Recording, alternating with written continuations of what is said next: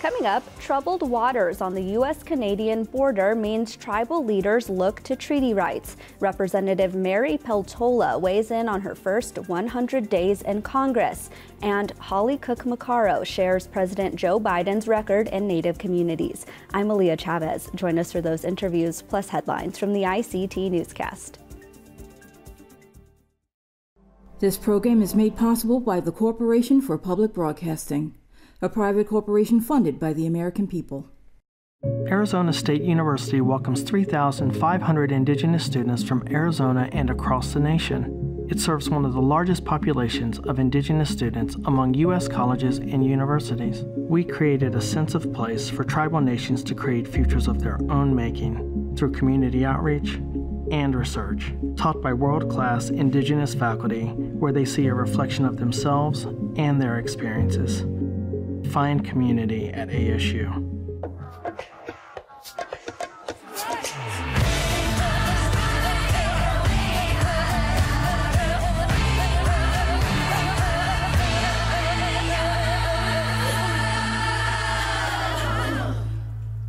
Ku'watsi Hopa. Thank you for joining us. We start today in South Dakota, where Indigenous leaders are calling newly adopted social studies standards disappointing. In mid-April, the state's Board of Education voted in a 5-2 decision to accept new guidelines for K-12 schools. Numerous organizations say the state failed to consult with South Dakota's 9 tribal nations before making their decisions. One of the biggest criticisms by Native education leaders is the lack of Native history that will be required. Under the new standards, between 8th grade and graduation, students will only encounter 2 lessons that directly reference Native people. In 2018, the state adopted Oceti Sakowin standards that were developed by tribal working groups. Those standards no longer exist under the new requirements. Both the National Congress of American Indians and the National Indian Education Association say they stand in firm opposition to the decisions made by the state's Board of Education. Governor Kristi Noem celebrated the newly adopted standards on Twitter, calling it a wonderful day for the students in South Dakota. The new guidelines are set to start in the fall of 2025. The Native American Rights Fund is challenging a North Carolina school board on its grooming policy. In February, Ashley Lomboy says school officials told her that her son would have to cut his hair or the first grader wouldn't be able to attend class.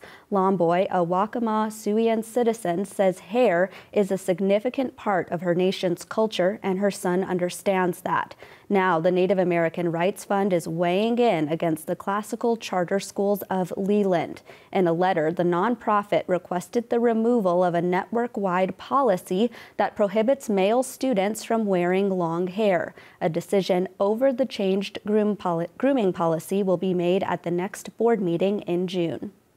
In California, another city has joined the calls for Indigenous land and rights to be protected. Last week, the Mountain View City Council adopted a resolution urging the local Santa Clara County to deny permits for a proposed mine. The location of the project is on sacred land to the Amamutsan people and is known as Uristock. If completed, the open-pit sand and gravel mine would operate for 30 years and would excavate 3 pits hundreds of feet deep. The mining company is San Diego-based Debt Acquisition Company of America. Mountain View marks the 6th city in California to stand in solidarity with the Amamutsan tribal community and the environmental groups supporting the protection of Uristock. More than 40 tribal and community members gathered at City Hall to support the resolution. That included Chairman Valentin Lopez, who weighed in, saying he ultimately wants to restore the traditional way of caring for the lands at Uristock. Officials from Santa Clara County now have the responsibility to determine if the permit for mining should be granted. Albuquerque, New Mexico was the hotspot over the weekend for the Gathering of Nations powwow. Rosalind Yazzie was there and has this report on the newly crowned Miss Indian World. Take a look. For many young Indigenous women, representing their tribes through royalty titles is an honor and rite of passage. 25 women vied for one of the most prestigious titles that exists in Native pageants over the weekend. That is the title of Miss Indian World at the 2023 Gathering of Nations Powwow. Contestants demonstrated tribal knowledge, public speaking, and a traditional talent, in addition to writing an essay, being interviewed, and a dancing competition. In the end, the title went to Tori McConnell, who is from Yurok and Karuk tribes in northwestern California. It took fans by no surprise. That's because she also won awards for Best Traditional Talent and Miss Congeniality. The Miss Indian World pageant gave her the opportunity to advocate for the cultural values closest to her heart. It encompasses our relationship to the land, it encompasses our relationship to each other, our regalia, our ceremonies. And what I've really learned is how much your indigenous language shapes the way that you think and how it does come from the land. It really puts you in your ancestors' shoes. As if we're to move into the future, we need to preserve those things so that we can keep who we are and keep fixing the world over and over again.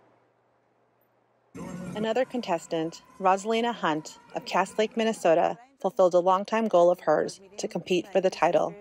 She enjoyed the sisterhood built between the women. And it was such an honor to meet them all and become friends with them and get to know them and get to know a little bit more of their traditions and their histories. So I was really honored to even share my story. Organizers say Miss Indian World serves as a role model for all Native people. Part of her duties in the next year will be to educate people across the world about the beauty and diversity of Native people throughout her travels. In Albuquerque, New Mexico, Rosalind Yazzie, ICT News. And those are the headlines for the ICT Newscast.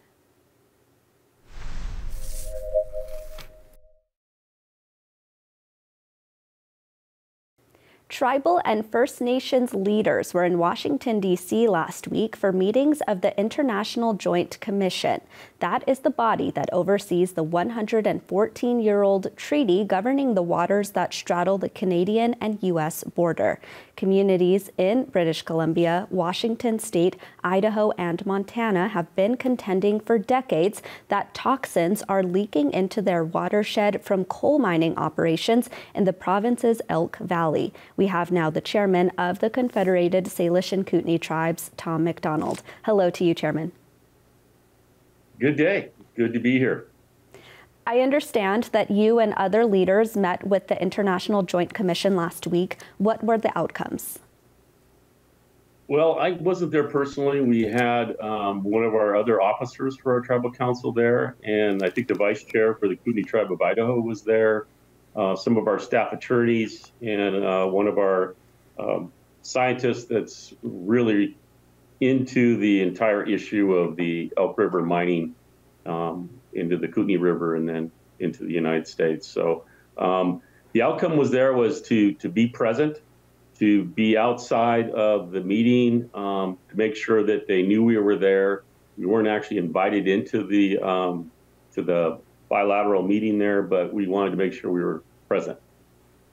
At a high level, for our viewers who are hearing about this issue for the first time, tell us about this pollution and what exactly it's doing to your tribal lands. Well, this is a transboundary issue with Canada. Our watersheds go both ways. When we look at the entire linear boundary with Canada, there's been issues through time that whether it might be air pollution, water pollution, or other issues where both countries have had an issue with the other country. And the result was in 1909 was the International Boundary Water Treaty. And that created the International Joint Commission. So when there was an issue from one country against the other, it was brought forward to that entity, and then it would be resolved in a very meticulous and articulate way. So here in the West, in British Columbia, they have a lot of heavy mining operations that have been occurring for the last 100 years, nearly. And in the Kootenai River drainage, which comes into the United States, and it's the headwaters of the Columbia, there's been a lot of heavy mining in British Columbia in that watershed. And it's in Elk River, major tributary to the Kootenai River, and then that comes into Lake Koocanusa in the United States, in northwestern Montana, into Idaho and Washington. The mining there is coal mining, and this particular operation has been in violation of water quality standards, both Canadian, British Columbia, and U.S. standards for decades. And the accumulation and the amount has gone up every year. And so we've been striving to get that changed. We've been pushing through the other, there's 12 First Nations involved in this. We're one of them. Our sister tribe in Idaho, the Kootenai Tribe of Idaho, is another. So there's the two of us in the United States that have been raising the red flag and the issue, and then there's the other Kootenai band of tribes up in British Columbia that have been assisting with this particular issue. So over the past 12 years, though, they really have accelerated the mine waste. They've violated their own standards. They've been fined by British Columbia's environmental watchdog. They've been ordered to change. This company's called Teck Mining. It's coal, it's industrial coal that goes overseas, primarily shipped to China to make metal, cars, different things. And then it's mountaintop mining. It's major strip, type mining, and there's a lot of consideration for storm runoff and waste. They're supposed to have 16 treatment stations to deal with that water.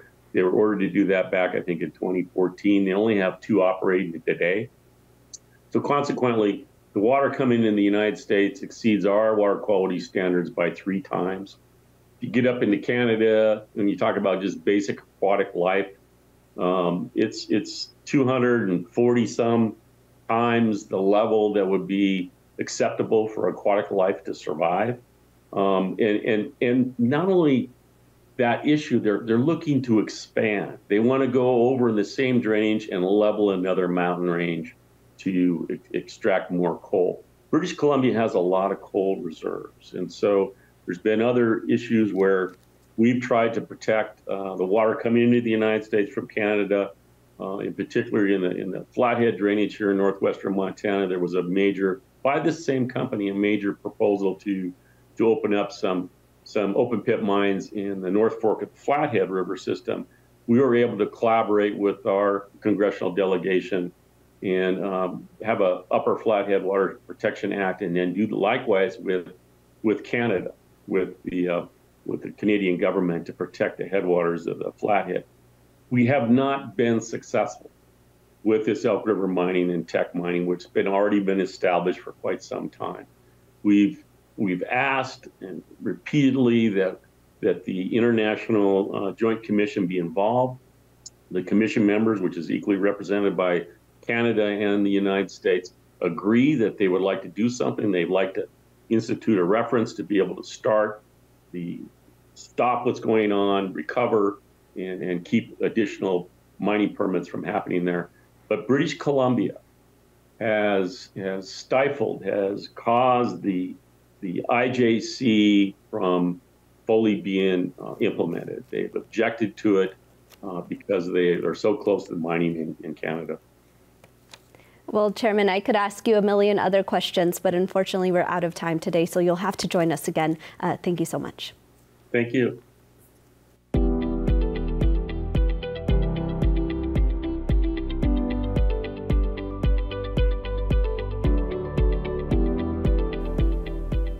The country's first Alaska Native Congresswoman has just completed her first 100 days in office. ICT's Mackenzie Allen Charmley has this interview with Representative Mary Peltola.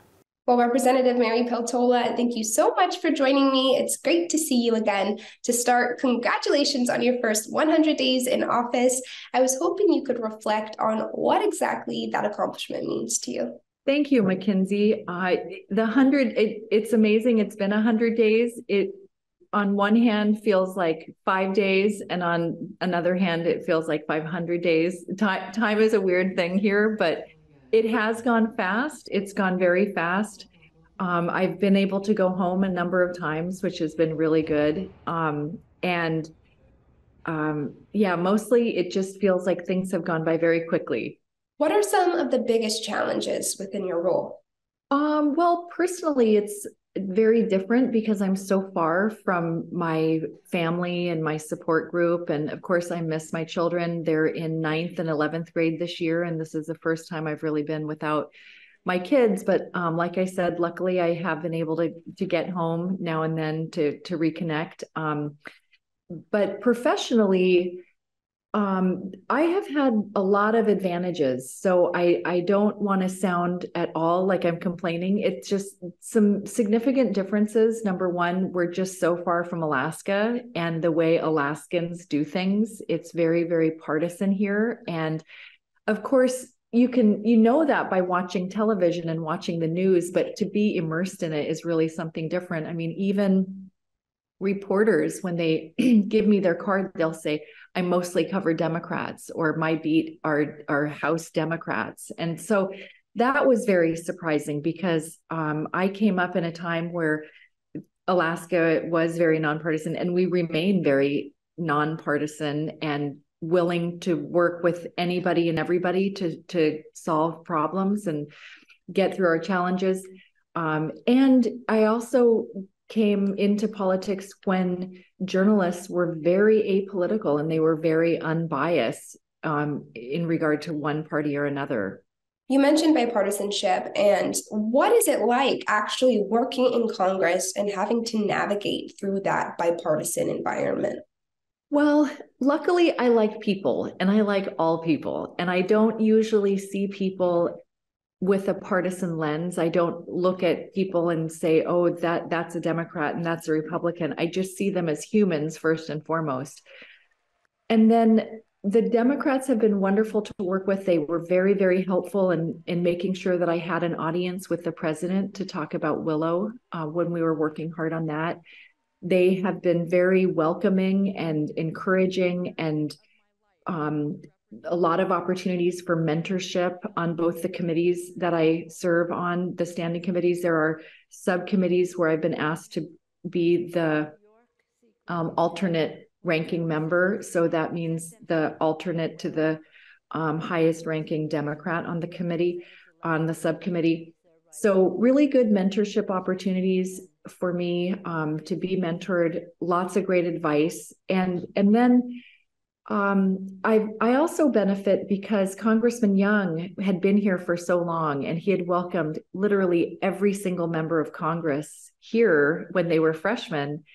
And he has some tremendous and really deep friendships in the House. And I've had different Republicans come to me and say, you know, in essence, I still have so much love for Congressman Young and I don't know where to put it. So I'm just going to keep trying to help on issues that he cared so deeply about. So it's been very welcoming, and I haven't had any negative experiences so far in terms of partisanship. I think one of the downsides is just folks on the outside wanting to project onto me certain labels or values or agendas that I don't have and that I don't associate with. And I find surprising that people would put those attributions on me. But it has been very good working here, and I've been finding creative ways to get next to Republicans, get around them, joined caucuses where it's predominantly Republican so I can get to know them. Because even structurally, the way that things work here is in the chamber, the Democrats are mostly on one side of the room, the Republicans on the other side of the room. In committees, it's very segregated. So being on different caucuses where there are Republicans has been very beneficial. And what advice would you give aspiring politicians hoping to get involved in Congress and change it for a better future? Number one, don't give up. There are many times in public service and in public policy where you might feel disillusioned. Things aren't happening quickly enough. People are dragging their feet, or, you know, just this inertia that a lot of us feel. Most policy changes take at least 10 years.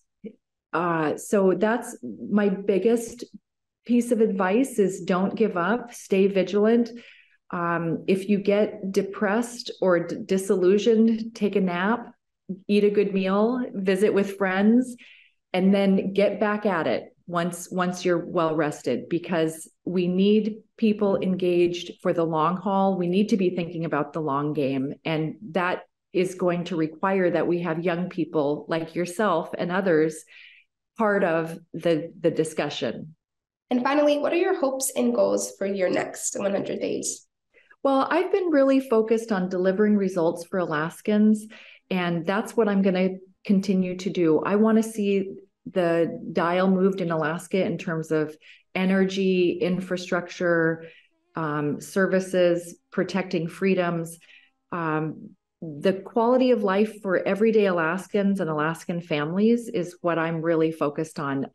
One of the big issues that I care about is food security. I want to make sure that all of our families, all of our children, all of our elders have access to nutritious food. As one of the richest countries in the nation and one of the richest states in our nation, I think that there is no reason why we should not have nutritious food in every household, and every child and elder have access to that nutritious food. And service members, a lot of our service members in the military are on SNAP benefits, or on food stamp benefits. I think that we really need to do a better job supporting both people in active service and veterans to making sure that they have access to high quality and nutritious food.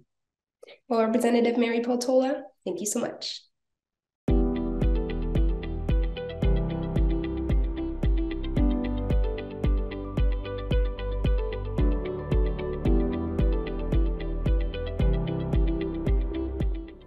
The 2024 presidential race is shaping up to be a repeat of 2020. ICT regular contributor Holly Cook-Macaro joins us once again to review it all. She is a partner with Spirit Rock Consulting and a board member of Indige Public Media, the parent company that owns ICT and the ICT Newscast. Hi, Holly.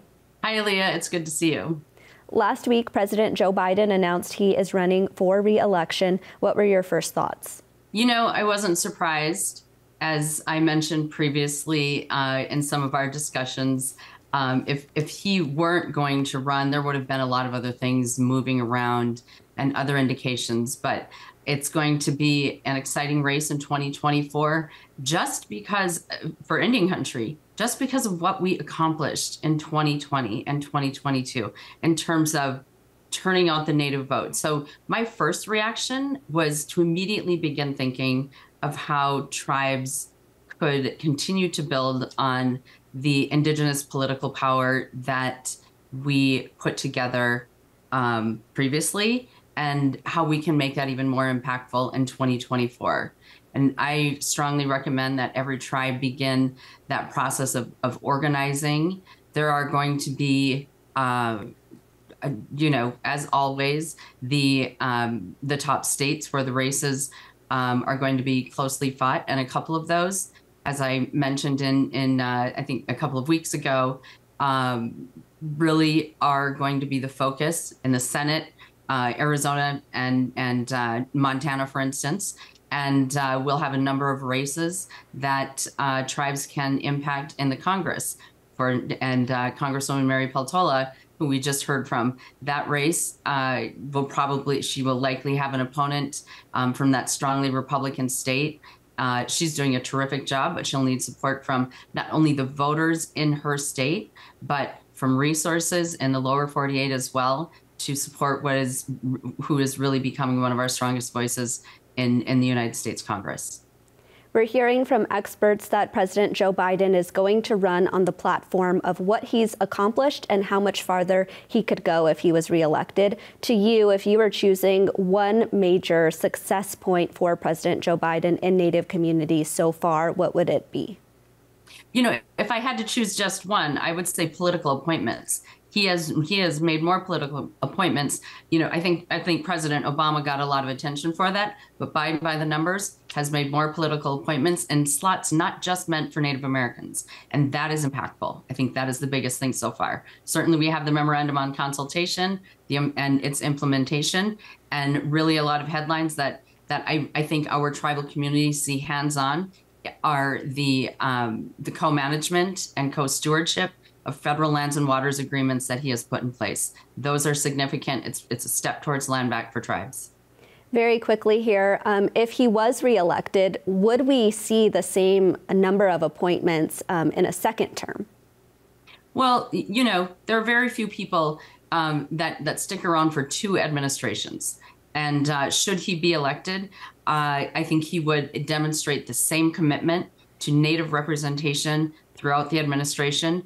That representation has also been impacted and led by Secretary Deb Haaland. She has had a huge impact on both President Biden and throughout the cabinet. She's well respected. Her voice has become not just on tribal issues, but on climate in general. So I believe that we will see the same sort of commitment and put forth the same number of appointments at a minimum. Well, ICT regular contributor Holly Cook-Macaro, thank you so much. Thank you, Leah. And that's a slice of our Indigenous world. For all the latest, visit ictnews.org. From all of us in the newsroom, stay safe, my relatives.